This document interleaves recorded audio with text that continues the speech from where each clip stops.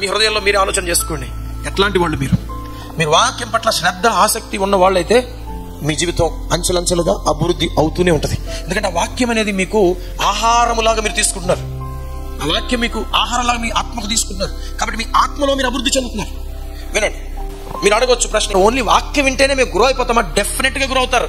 ఎందుకంటే ఆ వాక్యము, యేసయ్య అన్నాడు, మనిషి రొట్టె వలన మాత్రమే కాదు, దేవుని నోట నుంచి వచ్చు ప్రతి మాట వలన, చెప్పండి మాట, మనిషి రొట్టె వలన మాత్రమే కాదు, దేవుని నోట నుంచి వచ్చు మాట వలన జీవిస్తాడు.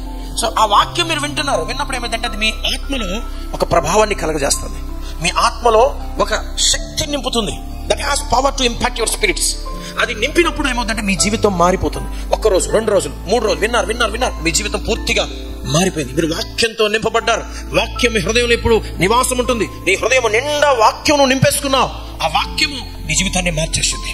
నువ్వు ఇప్పుడు పాపం జోలికి పోవు, నువ్వు వెంటనే కృంగిపోవు, నువ్వు వెంటనే పాడైపోవు, వెంటనే బలహీనంగా ఉండవు, నువ్వు భయపడవు, దిగులు పడవు, చింతించవు, విచారించవు, నువ్వు గొప్పగా బ్రతుకుతావు. దేవుని స్తోత్రం, హల్లెలూయా. నీ జీవితం మారిపోతుందండి. ఎప్పుడైతే నువ్వు లోపల అంతరంగంలో అలాగున్నావో బయట నీ కార్యక్రమాలు కూడా అలాగే చేస్తావు, నువ్వు క్రియలు కూడా అలా చేస్తావు. ఎప్పుడైతే నీ క్రియలు అలా ఉన్నాయో ఆటోమేటిక్గా నీ జీవితం అభివృద్ధి చెందుతుంది.